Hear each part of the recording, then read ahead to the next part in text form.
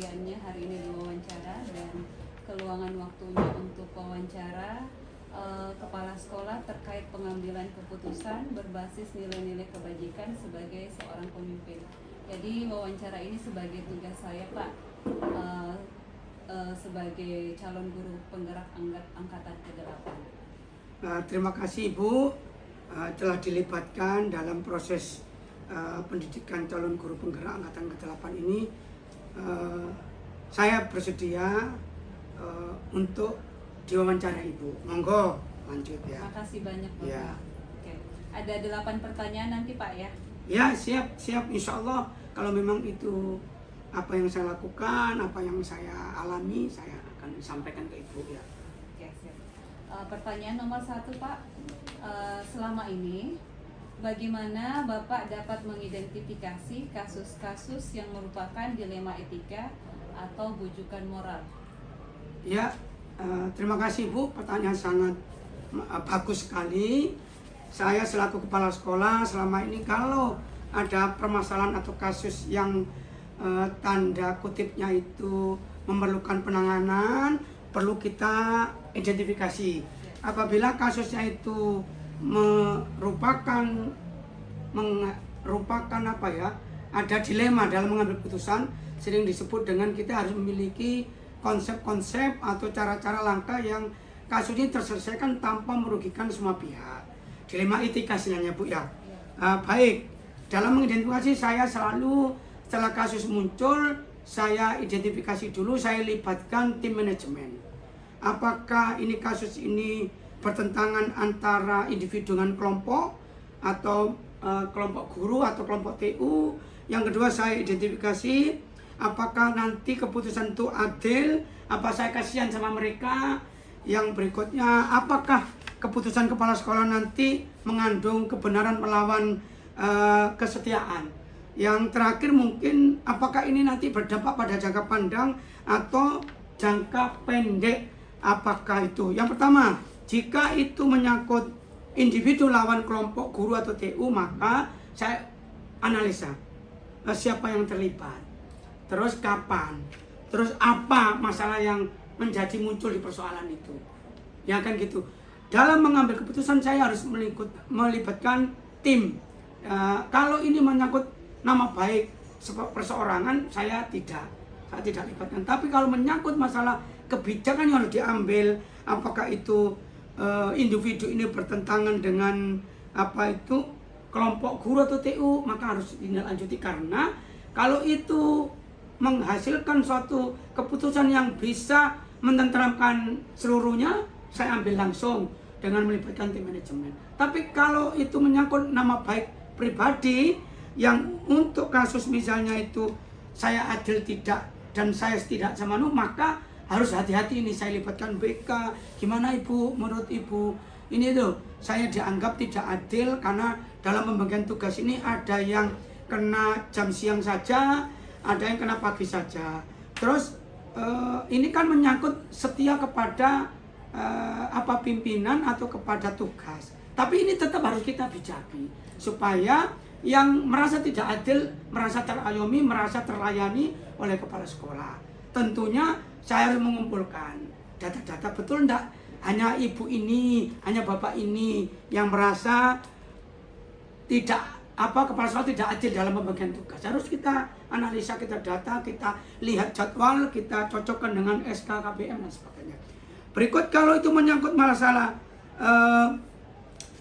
kepentingan jangka pendek panjang, permasalahan itu? Apakah termasuk program yang ada di sekolah? Apakah program pengembangan? Kalau masalah program di sekolah, maka kita rujuk kepada rencana kegiatan tahunan atau program-program sekolah yang disesuaikan dengan RKAS atau rencana anggaran dan kegiatan sekolah. Ini termasuk persoalan ini jangka menengah apa jangka panjang, atau jangka pendek atau jangka menengah. Oh, ini kebutuhan yang jangka pendek. Misalnya guru ini menyampaikan keperluan Sapras KBM. Cepat saya panggil Wakasapras, saya panggil TU yang terkait bendara barang. Ada enggak di anggaran program pengadaan Sapras ini, misalnya LCD, misalnya sound system untuk ngajar, misalnya proyektor dan seterusnya. Ada langsung. Tapi kalau itu jangka panjang, misalnya nggak ada di RKS tahun ini, tapi itu penting juga ya dianggarkan di tahun depan. Jadi itu. Namun dalam mengambil putusan saya juga tidak semena-mena. Saya harus berpikir bahwa keputusan itu saya ambil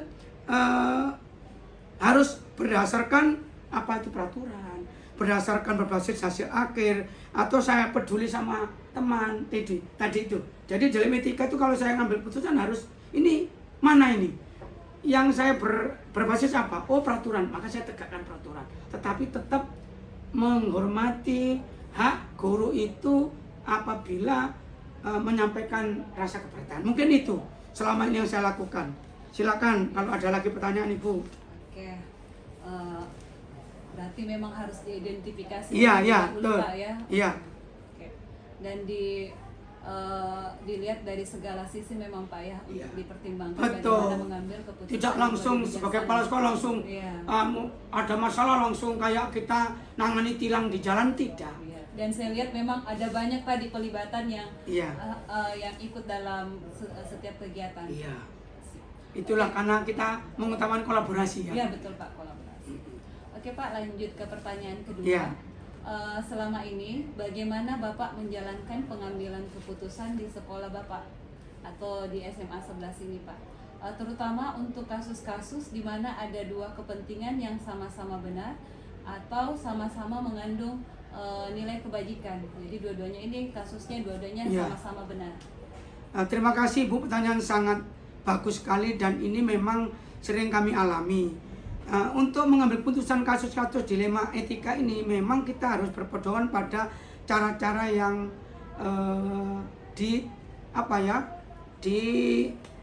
disampaikan oleh para pendahulu pemimpin, tokoh-tokoh pendidikan, tokoh-tokoh kepemimpinan. Kita harus mengutamakan itu. Yang pertama mungkin kita harus mengenali dulu kasus itu nilainya saling bertentangan enggak? Kalau saya ambil, saya tidak lakukan, maka berdampak enggak kepada yang lain? Kita harus mengikuti itu. Artinya mengenali dulu nilai-nilai di kasus itu seperti apa, berdampak pada bertentangan dengan situasi saat ini. Contohnya Merdeka Belajar, ini kasus ada guru yang misalnya dilematika, usianya sudah menjelang pensiun tapi harus aktif. Tapi kendalanya etika, maka kita harus bijak. Bagaimana? Ya solusinya ya kita harus mengidentifikasi masalah, baru dicarikan solusi yang menyenangkan bagi Bapak ini karena sudah menjelang purna tapi tetap harus aktif di PMM.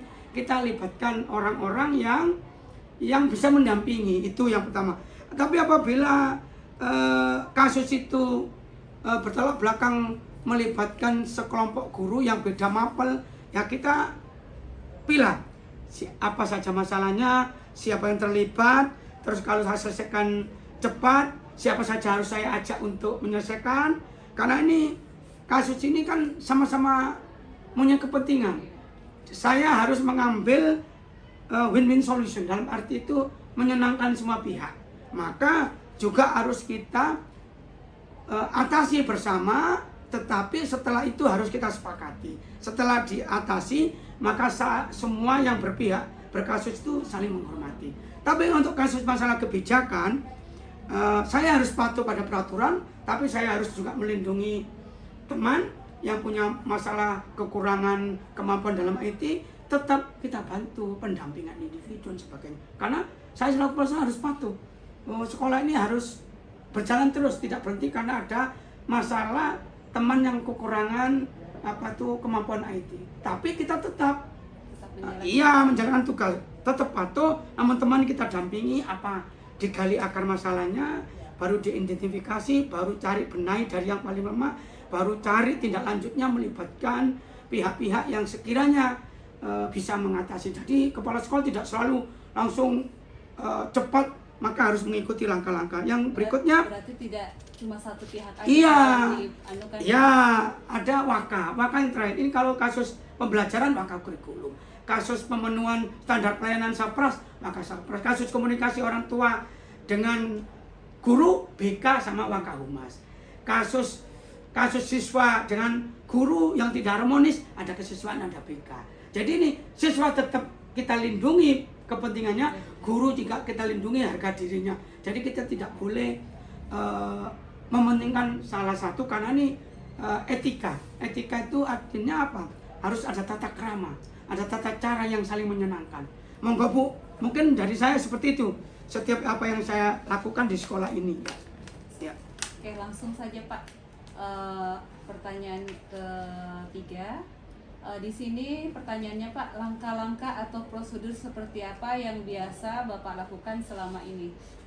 Baik. Kayaknya ada Dari menyinggung tadi ya, yang Bapak lakukan ya. saya pernah membaca literatur dari apa itu artikel atau pedoman kurikulum merdeka atau hasil materi diklat calon guru penggerak. Saya juga mempunyai di situ disebutkan dalam menyelesaikan suatu masalah itu ada tawaran apa kebijakan dalam keputusan. Yang pertama, kepala sekolah itu diwajibkan mengenali apa permasalahannya. Ya. Itu istilahnya dalam kita tuh dicari akar masalahnya, diidentifikasi. Terus ini seperti apa? Tetap kita harus mengambil langkah itu. Jangan langsung ada masalah langsung apa namanya tuh langsung tidak, harus dianalisis dulu supaya masalah tidak menimbulkan masalah. Ini memecahkan masalah tapi ada masalah baru, berarti tidak tuntas itu. Yang kedua, kita mengumpulkan atau mengidentifikasi siapa saja yang terlibat. Jangan-jangan ini melibatkan saya sendiri juga sebagai kepala sekolah. Jangan-jangan melibatkan Waka, jangan-jangan melibatkan BK. Misalnya ada sisi lain pelayanan yang tidak menyamakan murid dari BK dalam hal pembimbingan karir. Itu kita analisa berikutnya. Jadi ketika mau mengambil keputusan, kira-kira keputusan ini benar atau salah. Tapi memang harus diambil. Tapi kalau benar itu berdampak seperti apa, kalau salah seperti apa, diidentifikasi. Jadi perlu itu. Dan lanjutnya, apakah langkah yang saya ambil ini mengikuti prinsip-prinsip profesional sebagai guru. Jangan sampai kita ini membabi buta, tidak melihat kode etik, kode etika guru, kode etika sebagai kepala sekolah. Kepala sekolah kan punya tugas mengembangkan diri dan mengembangkan orang lain dalam pembelajaran sehari-hari di kelas. Saya kira itu yang paling terakhir itu, saya kira jangan sampai kalau masalah besar tuh dijadikan besar, harus dikecilkan. Masalah kecil dihilangkan, tapi harus diajak urun rembuk semua, siapa-siapa yang terlibat, supaya masalah ini tidak berkembang berlarut-larut. Saya kira itu di sekolah ini. Berarti langkah-langkahnya ini tetap menerapkan, kalau saya lihat percakapan dari Bapak tadi, ya, tetap menerapkan bagaimana 9 langkah iya, keputusan. kalau nggak salah di materi di kurikulum merdeka itu di materi diklat, ya diklatnya keputusan yang harus diambil oleh seorang pemimpin atau leader ya. Oke. Itu memang saya lihat itu dari 9 itu tiga ranahnya itu Ingarso Sungtolodo, ing madya bangun karso tuturi handayani. Jadi pengembangan dari nilai-nilai Ki Hajar Dewantara itu. Ya, cuma dimodernkan. Iya. Ya, oke lanjut Bu kalau masih ada Bu. Ya. Masih Pak, lanjut ke nomor 4. Iya. Hal-hal apa saja yang selama ini Bapak anggap paling efektif dalam pengambilan keputusan pada kasus-kasus dilema etika yang menurut Bapak selama ini menurut saya paling efektif adalah prinsip saya adalah kalau ada masalah dilema etika itu melibatkan pihak-pihak yang ada di sekitar kepala sekolah itu. Jangan sampai menganggap kepala sekolah itu Superman, bisa mengatasi semua masalah, tidak.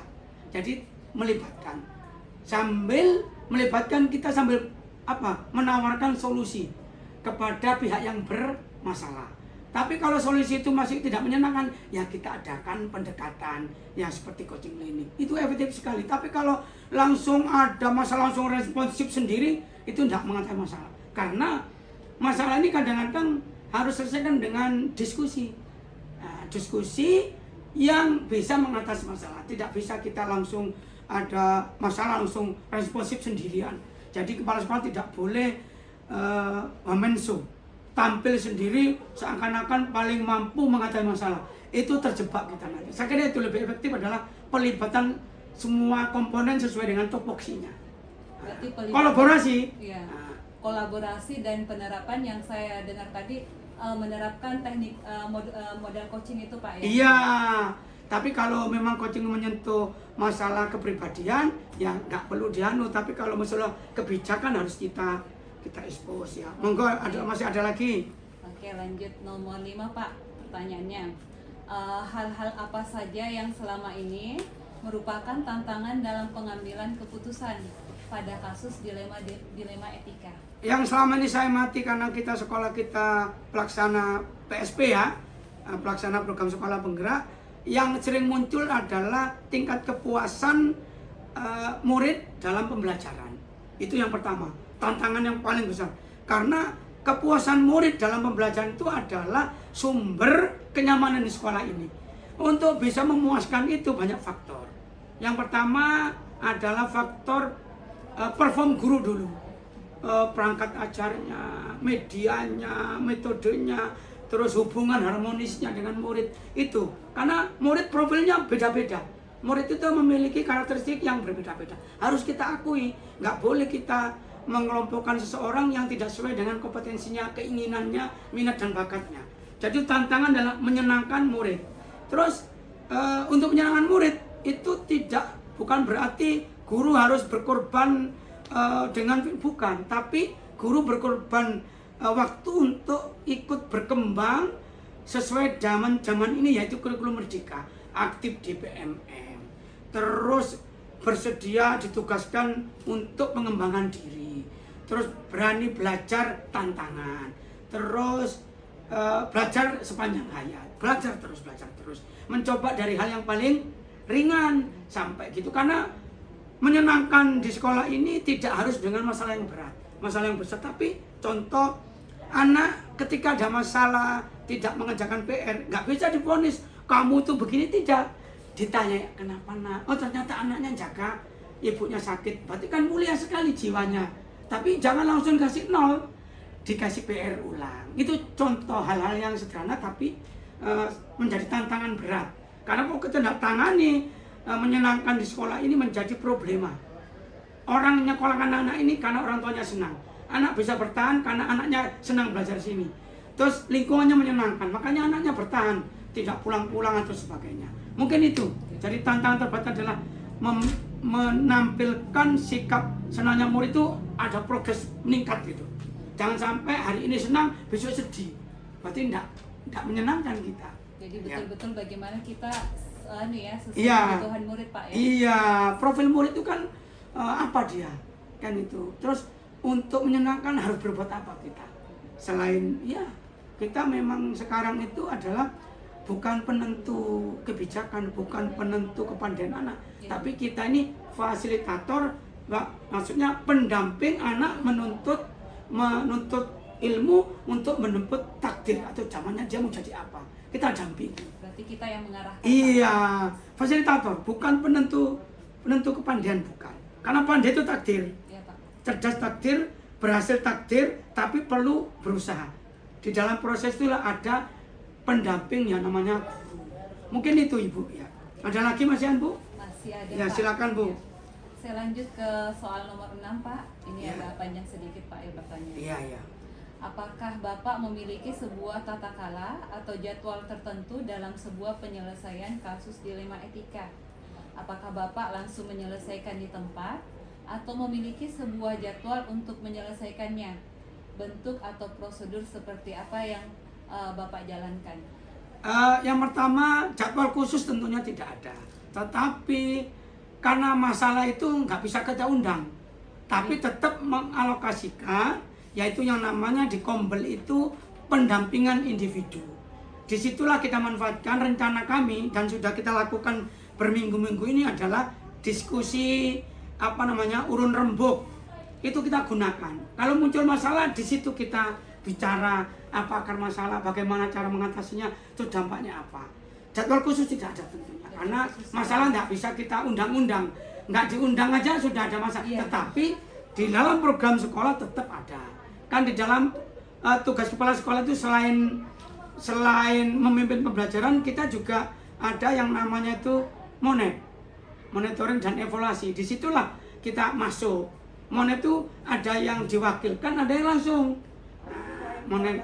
Bisa pembelajaran, bisa pelayanan TU, bisa pelayanan BK, bisa pelaksanaan eskul.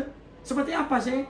Jadi di situ. Jadi di program kepala sekolah itu tidak dijadwal khusus mengatasi masalah, tapi disiapkan waktu luang bahwa di dalam program kerja kepala sekolah itu ada peluang atau ada ruang untuk mengatasi itu. Yang berikutnya, apa tadi?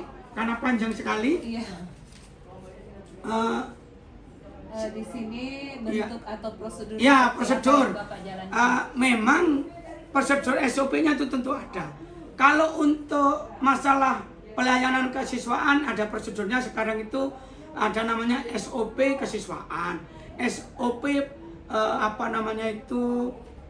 keuangan dan sebagainya. Masalah itu yang sering terjadi itu miskomunikasi antara kebutuhan sapras di kelas dengan RKT dengan RKS. Tentunya prosedurnya adalah di forum rapat guru, forum rapat TU, kita jelaskan, kita publikasikan, ini loh program kita, ini RKS kita, ini solusi yang sudah ditangani, dan ini yang belum. Jadi ada seperti itu. Jadi prosedurnya itu kembali kepada program kerja, kembali kepada kesepakatan yang telah disepakati, kembali kepada apa yang kita punya dan apa yang belum, dan terakhir kembali kepada individu masing-masing. Individu ini mau ndak di luar waktu ngajar itu menyisihkan waktu untuk membantu sekolah dalam hal menciptakan sekolah yang menyenangkan bagi semua orang. Nah, begitu Mbak. Oke. Pak, apakah memang dalam mengambil keputusan itu tidak bisa menyelesaikan langsung di tempat itu? Oh, ada. Ada ya? Ada, cuma kan biasanya kasus ringan kalau gitu. Kasus ringan. Contoh, ada guru tiba-tiba sakit. Ini piket sudah keliling menjalankan tugasnya. Saya ada. Tapi karena saya juga berkewajiban untuk istilahnya itu menjadi pelayan di sekolah ini, menjadi melayani menyenangkan anak, ya saya coba ke kelas. Gurunya ada kan, saya pinjam bukunya anak, saya ajak dialog, saya sampaikan program sekolah, saya sampaikan baru masuk ke materi. Tapi saya kan belum tentu menguasai pelajaran karena nggak sama pelajarannya. Jadi saya lihat, oh saya ajak dialog, apa-apa ini Pak PPKN, masalah toleransi, wah enak toleransi, saya ajak. Selama ini pandangan anak-anak toleransi itu seperti apa? Begitu, bukan saya menyampaikan, tapi dia mengungkapkan. Jadi ada seperti itu ringan saja. Karena gurunya sakit mendadak, WA, saya langsung ambil alih. Kalau perlu, yang tidak ada kabar, saya bel kan. Ibu di mana posisi? Ban kempas. Oh ya sudah, samain WA, ketua kelas saya kasih tugas. Nah, itu langsung. Yang berikutnya adalah pelayanan KBM. Misalnya fasilitasnya anak itu disuruh gurunya minta LCD, sementara TU lagi istirahat karena sholat, sementara guru lagi persiapan untuk jam pertama di siang, ya langsung tolong itu catat bukunya bisa diatasi. Jadi Bapak, lihat, iya Bapak yang langsung menangani. iya Pak. karena TU-nya lagi sholat. Kalau dia suruh tunggu sholat dan makan, kasihan guru yang di KBM yang mau mempersiapkan pengajaran. Itulah kadang-kadang kepala sekolah itu harus respon cepat apabila itu bisa ditangani tanpa melibatkan waka yang ada kita. Tetapi kalau masalah-masalah yang menyangkut dilematika yang berdampak luas dan berdampak pada harus diambil tindakan setelah diskusi, pengambil keputusan itu dengan langkah-langkah yang banyak itu biasanya masalah-masalah yang istilahnya itu kalau nggak diatasi cepat berkembang. Tapi kalau masalah yang ringan itu kan nggak berkembang. Nah, contoh, kita anak-anak yang penting ada guru nggak, kan dia yang penting ada yang nemani dia supaya dia tidak ada pembulian, tidak ada yang mengganggu temannya, kan ada gurunya di situ. Itu aja Mbak mungkin. Nah, ada lagi Mas ya? Masih ada Pak, masih ada 2 pertanyaan. Iya. Lanjut ke pertanyaan ke-7. Adakah seseorang atau faktor-faktor apa yang selama ini mempermudah atau membantu Bapak dalam pengambilan keputusan dalam kasus dilema etika ini Pak? Tentunya ada, tapi kalau tanyakan seseorang berarti sedikit. Saya berprinsip tim manajemen Waka, pembina OSIS, koordinator BK, sama koordinator TU itu adalah tim ring 1 di sekolah ini. Ring 1 nanti apanya? Dalam setiap saya ngambil keputusan, mereka dulu saya ajak diskusi. Baru kalau tidak bisa, karena ini kasusnya harus melibatkan semua guru, kita ajak semua. Begitu, jadi bukan seseorang, tim manajemen. Makanya kita ada istilahnya itu tim manajemen yang setiap saat bisa menemani kepala sekolah untuk mengambil keputusan apabila ada kasus dilematika. Karena kasusnya nggak bisa diremehkan. Apabila kita tunda-tunda bisa berkembang. Nggak puas guru, terus tekanannya naik, gurunya sakit, siapa yang rugi? Sekolah. Siapa lagi? Murid, nggak ditemani kan? Begitu Mbak. Jadi bukan seseorang, Bukan satu tapi orang. banyak orang. Ya, Iya. melibatkan Saya tidak semuanya. mengemaskan seseorang. Yang penting ada BK saya libatkan, lihat dulu kasusnya. Waka saya libatkan, pembina OSIS saya libatkan, koordinator TU saya libatkan. Begitu. Jadi nggak ada seseorang, lebih dari seseorang. Tim ya Pak ya? Iya, kolaboratif. Tergantung masalahnya Pak. Iya. Lanjut Pak, pertanyaan nomor 8 ini adalah Yang terakhir ya? Iya, pertanyaan Iya. terakhir betul Pak. Iya. Dari semua hal yang telah disampaikan, yang telah Bapak sampaikan, kira-kira pembelajaran apa yang dapat Bapak petik dari pengalaman Bapak mengambil keputusan dilema etika? Dalam mengambil keputusan dilema etika di sekolah ini, pengalaman apa? Satu ya, keputusan yang saya ambil itu hampir 100% menyenangkan warga, karena keputusan tidak diambil seorang tapi melibatkan berapa orang. Jadi keputusannya menyenangkan. Yang kedua, setelah diambil keputusan yang saya ambil itu ternyata respon untuk menindaklanjuti oleh warga sekolah tinggi sekali responnya, karena melibatkan orang. Yang ketiga, menghasilkan sesuatu yang berprogres, karena keputusannya diambil sesuai dengan pedoman-pedoman pengambil keputusan yang demokratis. Coba kalau otoriter bisa teman tidak merespon. Nah, gitu, itu aja. Jadi saya paling penting itu adalah keputusan yang saya ambil itu menyenangkan. Meskipun tidak 100%, tapi berprogres naik terus. Baik itu keputusan yang melibatkan transparansi, keputusan yang melibatkan faktor penyamaan persepsi terhadap kurikulum merdeka, keputusan yang melibatkan tentang pelayanan yang menyenangkan di kelas, keputusan penataan lingkungan, keputusan penggunaan anggaran sekolah yang transparan. Transparan bukan berarti semua orang ikut ngitung. Ada tugas masing-masing. Yang penting orang tahu kita punya berapa, untuk apa saja, dan manfaatnya apa dari uang yang ada di sekolah ini. Terus siapa yang bertanggung jawab? Itu yang terpenting. Jangan guru sibuk ngurusi tugasnya kepala sekolah. Kacau nanti. Ya kan? Guru apa tugasnya? Menciptakan pembelajaran menyenangkan, sudah. Tapi kalau guru yang dilibatkan dalam menyusun RKS, laksanakan, berarti tugas tambahan. Ada guru yang dilibatkan dalam menyusun RKT atau kapan, tapi hasilnya itu dipublikasikan.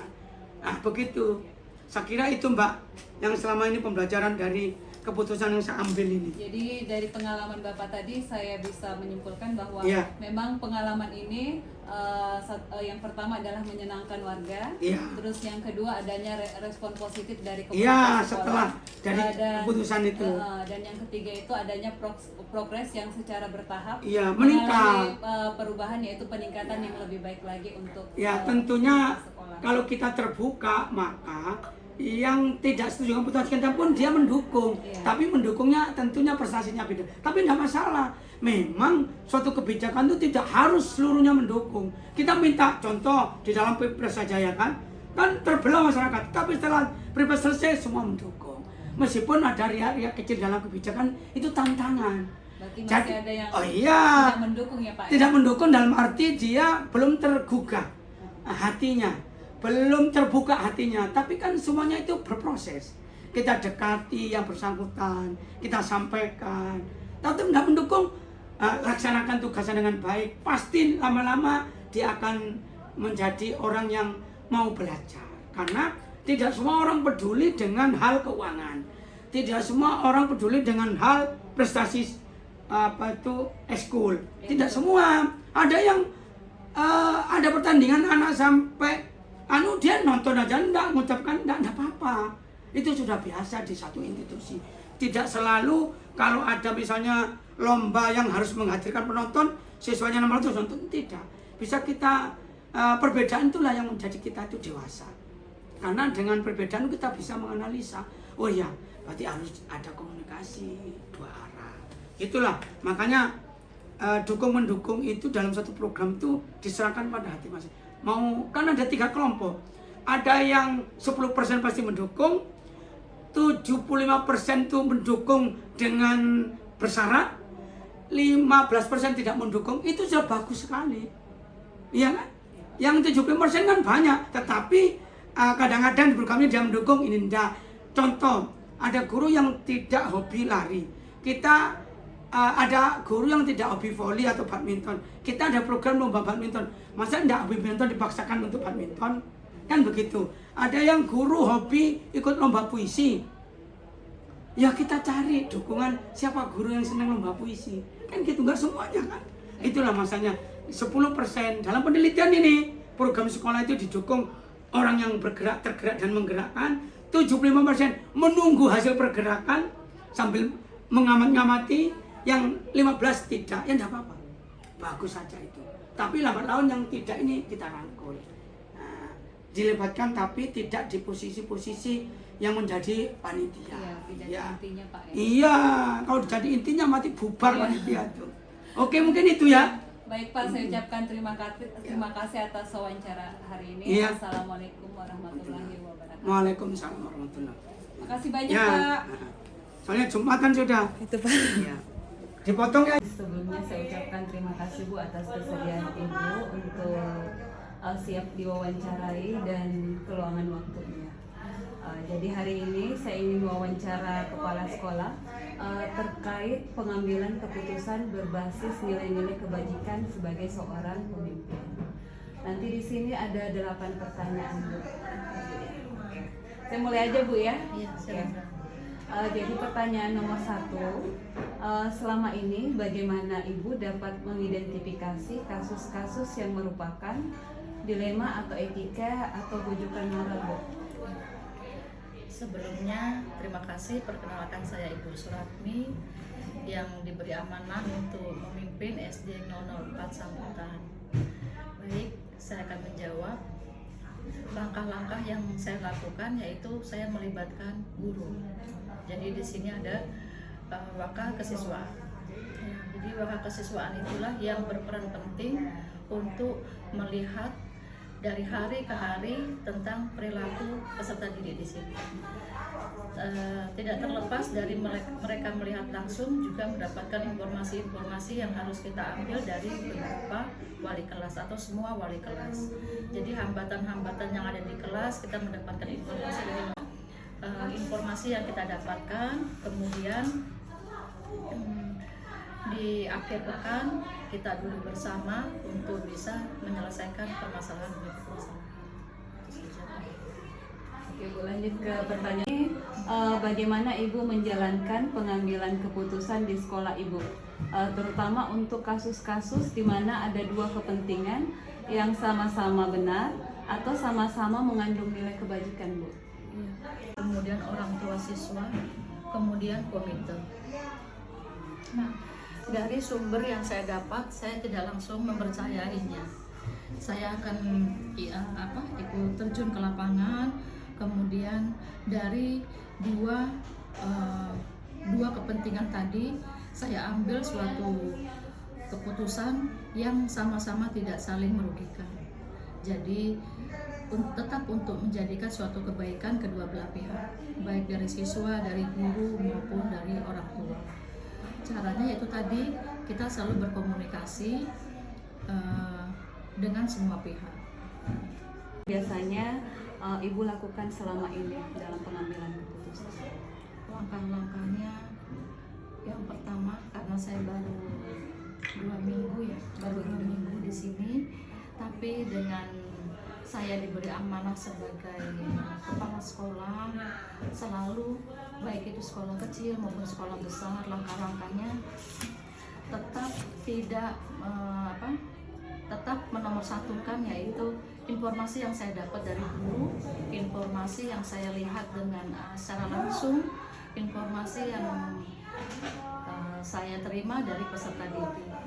Jadi informasi dari peserta didik juga sangat penting untuk menyelesaikan suatu permasalahan.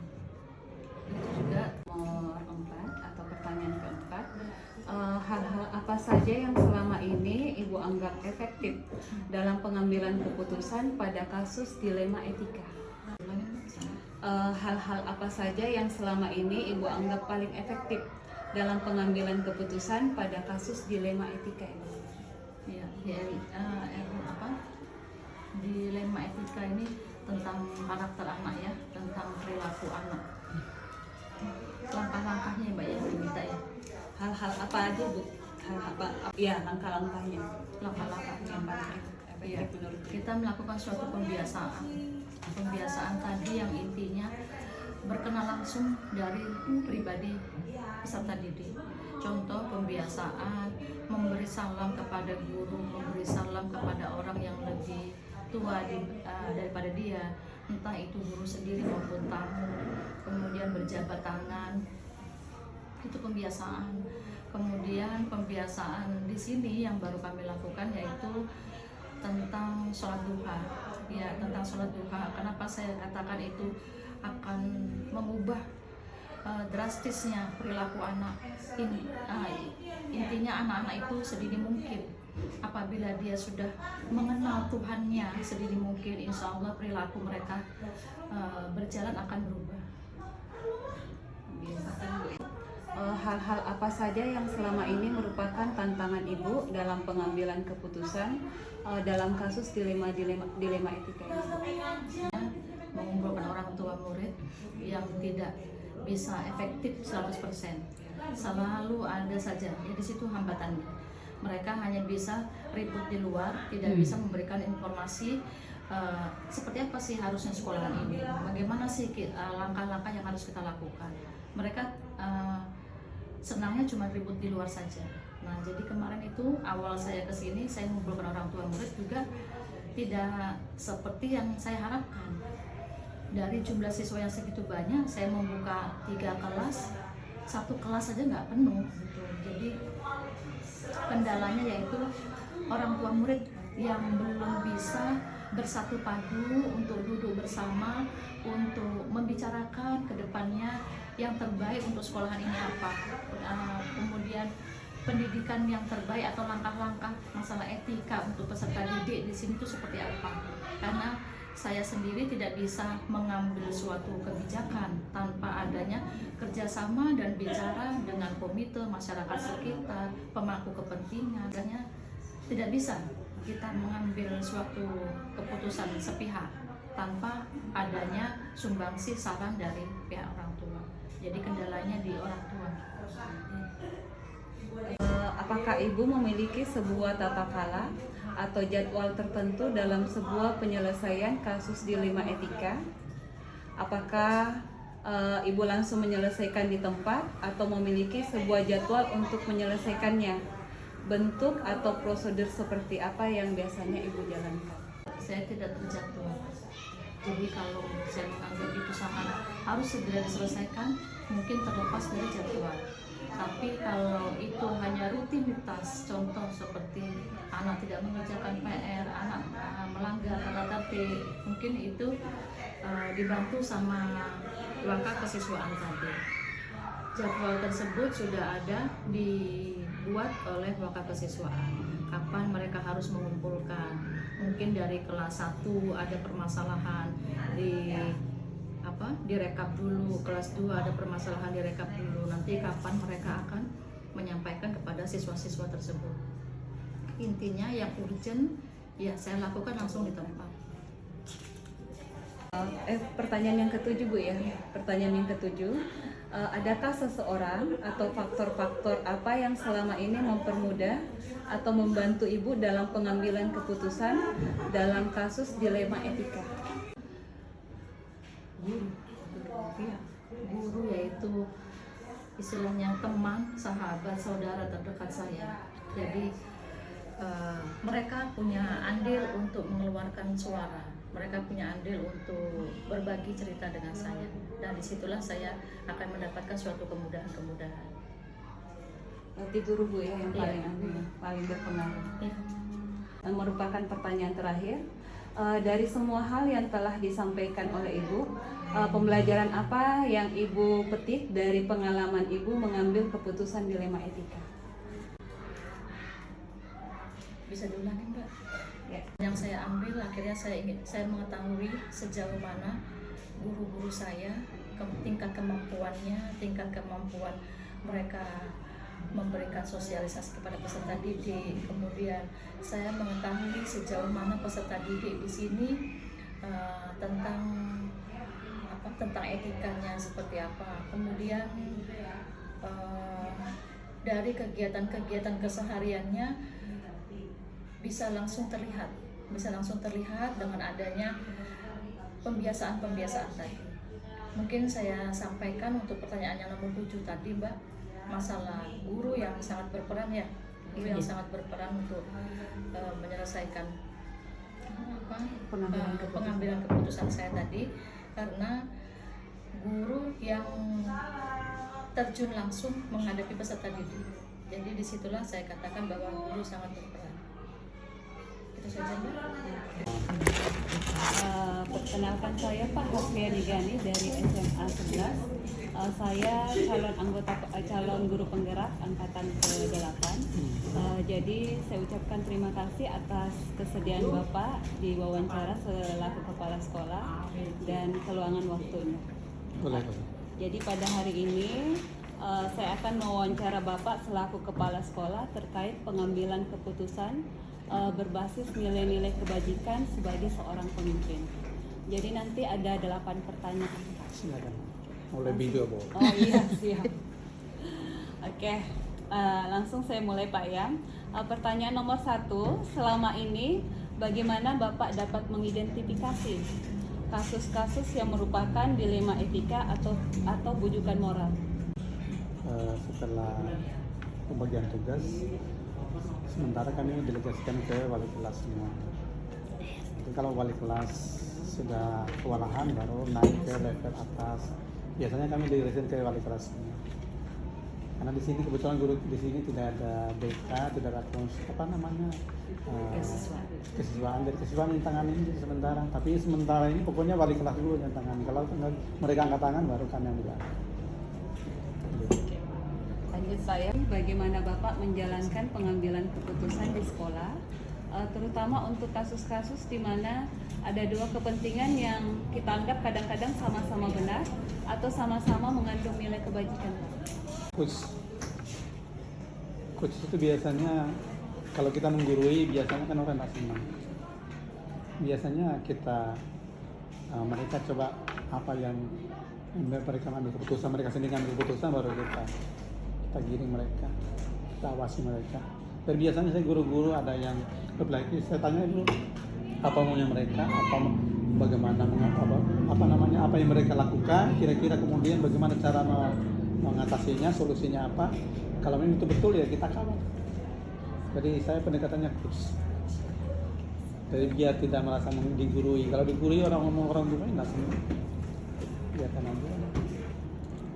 Lanjut, sudut seperti apa yang biasanya Bapak lakukan selama ini? Diidentifikasi dulu, dikelompokkan dulu. Yang berat, yang ringan kita. Kemudian di sini yang kami lakukan hampir tiap bulan atau 1 bulan bisa 3 kali rapat loh di sini. Karena biasanya di sekolah itu kan biasanya terutama dari guru-guru biasanya berkelompok, kelompok A, B, C. Kita minimalisasi. Jadi caranya saya di sini sekecil apa saya mesti rapat. Saya rapatkan, saya dengar mereka. Jadi saya menggunakan prinsip manajemen aja. Saya rencanakan ajak mereka berpikir. Baru saya tinggal kawal aja mereka, saya kontrol mereka, saya beri apresiasi. Kalau ada uang saya kasih diam-diam, saya kasih apresiasi. Seperti itu. Jadi ya seperti itu. Apa saja yang selama ini Bapak anggap paling efektif dalam pengambilan keputusan pada kasus-kasus dilema etika? Pada dasarnya anak-anak itu kan, saya di sini kalau etika di sini kalau memang paling parah dan hampir tidak pernah saya libatkan orang tua di sini. Saya tidak pernah jarang saya panggil orang tua. Karena orang tua kalau kita panggil mereka biasa malu sama tetangga. Saya usahakan saya atasi di sini. Saya panggil anaknya. Karena sebetulnya anak itu tidak ada yang nakal sebetulnya. Tidak ada nakal, jadi kadang-kadang mereka hanya salah sedikit dan kita kembalikan lagi. Kita meniru saja hewan aja, bebek aja, kadang-kadang dia sama-sama giring, ada satu yang melenceng. Ya, itu mereka yang sebetulnya salah jalanan. Jadi kita panggil aja. Dan saya memanggil anak-anak di sini tidak pernah pakai konsep. Saya panggil anak dudukan di sini. Saya tidak mau pendekatan marah-marah di sini. Guru-guru saya pesan jangan pakai marah-marah. Karena sekolah kita sekolah luar negeri di sini, bukan negeri. Jadi tidak boleh pakai marah-marah. Saya panggil anak-anak biasanya saya panggil, tolong datang ke sini. Saya suruh kerja dulu mereka baru saya ajak ngomong mereka. Apa yang terjadi di kelasnya. Biasanya mereka mau. Oke, hal apa saja yang selama ini merupakan tantangan dalam pengambil keputusan pada kasus-kasus dilema etika, Pak? Sekarang tidak ada masalah. Tidak ada yang pokoknya saya di murid-murid sini rasanya kita pendekatan emosional, humanis. Saya rasa semuanya tidak ada yang sulit. Kami di sini pendekatan humanis. Saya dulu pernah ketemu sama kawan. Kawan itu dia tahu kalau saya mengelola sekolah swasta. Dia bilang bahwa sekolah swasta itu berbeda dengan sekolah negeri. Maka dia pesan sama saya bahwa perhatikan, gunakan pelayanan terpadu. Gunakan pelayanan terpadu. Jadi di sini murid sebagai aset, orang tua sebagai keluarga, maka itu yang kami gunakan. Jadi itu pelayanan terpadu, semua orang tua murid datang sini kami harus layani baik-baik sebagai keluarga. Kita supaya mereka puas pulang mereka harus bawa solusi. Jangan sampai mereka pulang dengan emosi dengan sampai. Itu. Jadi kami sampai sekarang saya selalu menekankan pelayanan terpadu. Iya.